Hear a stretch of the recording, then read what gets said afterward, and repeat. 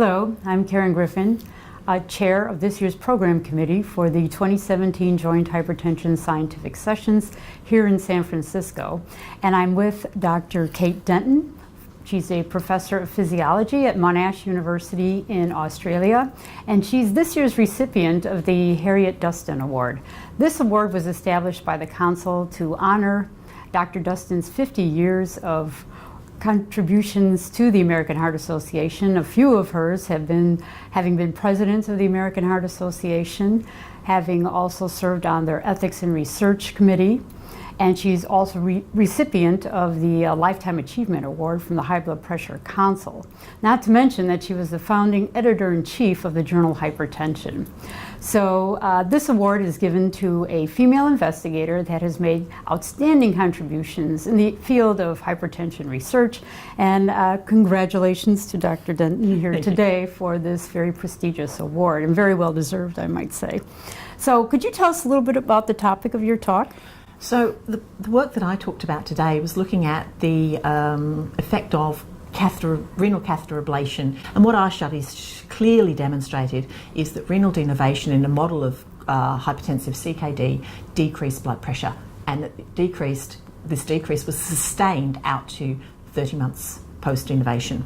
We also looked to see whether this affected kidney function, because we were using a model of chronic kidney disease and we didn't want to see an accelerated loss of kidney function, and in fact we didn't see that. We saw that kidney function did not decline, continued to decline, and that in fact it increased. This has some degree of concern as well, because it may mean that glomerular pressure is increasing and in the long term may have detrimental effects.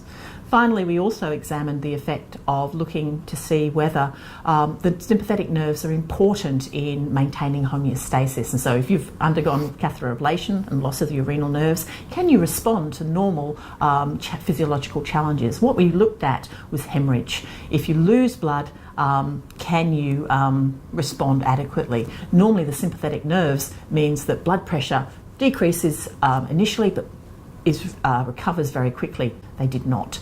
The blood pressure fell further and it never recovered. And so what it suggests is that people that have undergone renal denervation are going to be at greater risk when undergoing hemorrhage, or undergoing a surgery for different conditions. It needs to be taken into account. Finally, we also examined a little bit about how the nerves regrow and whether they regrow. We clearly show they do regrow, but the function doesn't return.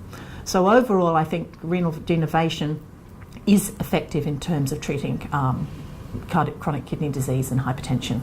But it certainly looks like there may be some things we have to be considered. I think you have to think about it. I think particularly the fact that this is going to be occurring in elderly people, yes, who probably already have a little bit of compromise in terms of their ability to respond to extracellular fluid challenges, in terms of dehydration. They're not going to be able to cope as well. They already don't cope, and so without their renal nerves, I think they may not be able to cope and have problems with hypernatremia, etc. Any advice for young investigators interested in getting into research? I think the most important thing that you have to remember is that you have to keep trying. It's a highly competitive field, and if you give up and stop, yes, you won't succeed. But if you give it a go and keep trying, eventually that you'll find success, and I think that's very important. How has the American Heart Association helped you in your professional growth? I have to say that this particular meeting for the Council for Hypertension is one of my favourites. It's just small enough to be interactive, but also has a large amount of both really at cutting edge in terms of basic research, and now with the introduction of ASH, a clinical input, which I think is very important. In terms of the award personally for me, it's really significant.